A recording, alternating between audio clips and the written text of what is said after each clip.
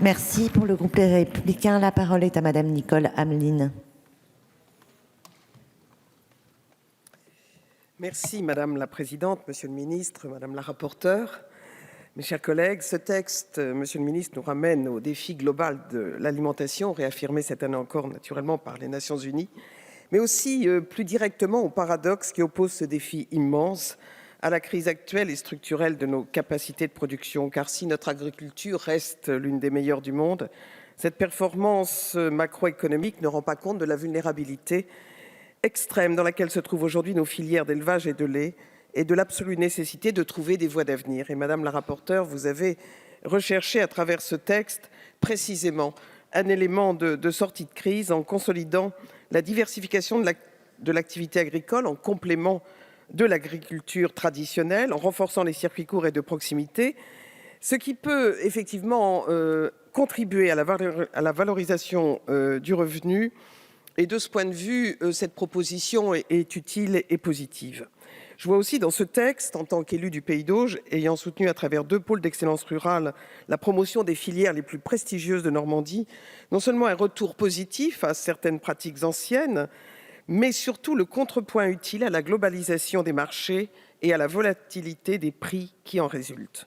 C'est enfin une façon de répondre directement à l'exigence nouvelle de consommateurs en termes de qualité, de respect de l'environnement et aussi, je dirais, d'éducation à l'excellence et au goût des produits, et je m'en félicite.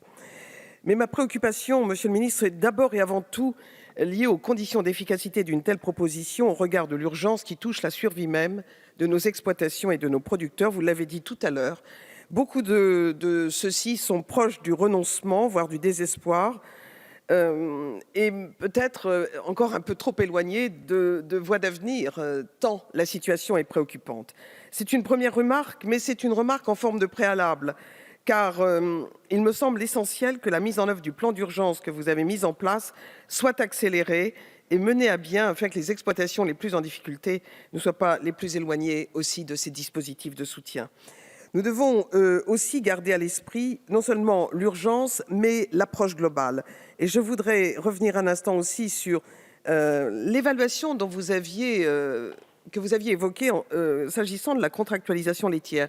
Il serait intelligent, me semble-t-il, de revoir comment le dialogue entre les industries laitières et les producteurs pourrait intégrer d'ailleurs ces modes nouveaux de production et de commercialisation, et en tout cas faire en sorte qu'il y ait une redéfinition de l'approche aussi de fixation des prix. C'est un sujet qui nous préoccupe beaucoup. J'ai évoqué les pôles d'excellence rurale pour accompagner la mise en œuvre de votre proposition de loi, Madame la rapporteure. Il me semble que ces pôles d'excellence permettent une approche globale, une stratégie territoriale fédératrice de l'ensemble des acteurs, notamment touristiques. Et je pense que ça peut être effectivement un élément tout à fait utile. S'agissant des marchés publics, je crois qu'il faut aller plus loin. Notre département, notamment du Calvados, a été l'un des premiers à mettre en forme la plateforme agri-locale. Pour autant, il s'avère que l'utilisation des critères d'attribution indirecte demande aux producteurs de passer encore un temps très important dans l'élaboration et la réponse, en tout cas, à ces appels d'offres. Il semble que cette démarche soit encore complexe et le Code des marchés publics ne permet pas toujours aux collectivités de sélectionner des produits sur le critère de provenance en vertu du principe d'égalité de traitement des candidats. Il me semble que là aussi, une évaluation de ces dispositifs serait particulièrement opportune pour véritablement rendre efficaces les procédures que vous voulez généraliser. Je voudrais également connaître, Monsieur le Ministre, votre approche sur les circuits de distribution proposés par les jeunes agriculteurs pour 2017. C'est une suggestion qui paraît utile et qu'il me paraîtrait intéressant d'examiner avec intérêt. Enfin, je voudrais intervenir sur 2 points. La question des terres agricoles reste centrale. Chacun mesure le risque aujourd'hui que représentent les conflits d'usage, notamment dans les régions côtières, qui conditionnent l'existence même d'une agriculture durable et rentable. Ne pourrait-on imaginer un dispositif de classement de ces terres qui présentent un intérêt productif tout à fait exceptionnel en zone agricole d'intérêt général, à l'image de ce que nous avons fait sur les sites remarquables, ce qui servirait la valorisation financière de ces terres, mais aussi leur affectation durable à l'agriculture et leur transmission dans des conditions non pénalisantes. Je le dis parce qu'il y aurait quelque chose d'irréversible à voir la disparition de nos terres agricoles productives au moment même où l'alimentation et la production agricole nous paraît si importante.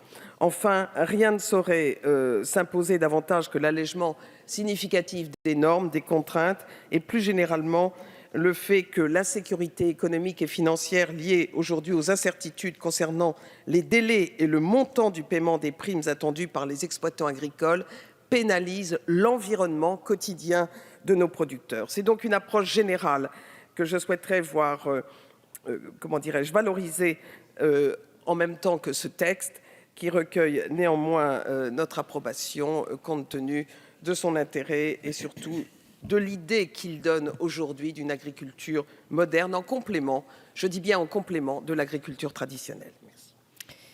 Merci. Pour le groupe socialiste, républicain et citoyen, la parole est à Madame Marie-Hélène Fabre.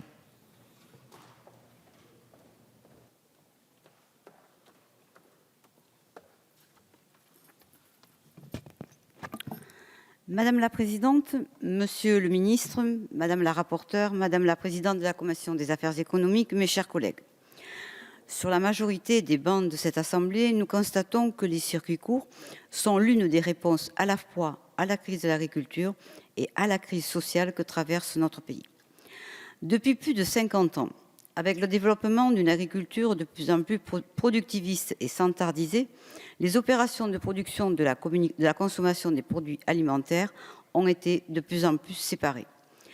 Chaque jour, dans nos supermarchés, nous avons à notre disposition des produits venus des 4 coins de la planète et de moins en moins de produits de proximité. Ce mouvement est sans doute allé trop loin. Je me souviens d'ailleurs assez précisément de l'audition en février 2013 en commission des affaires économiques du directeur général de l'Organisation mondiale du commerce, M. Pascal Lamy, qui faisait l'apologie du bilan carbone, à ses yeux excellent, de la production de haricots en Afrique et qui nous enjoignait de ce fait à en importer plus. Et je cite, « Ce qui importe, c'est la sécurité alimentaire et non la souveraineté alimentaire ». Dans le contexte actuel, il semble au contraire utile de raccourcir la chaîne alimentaire et de faire renaître la confiance entre la société et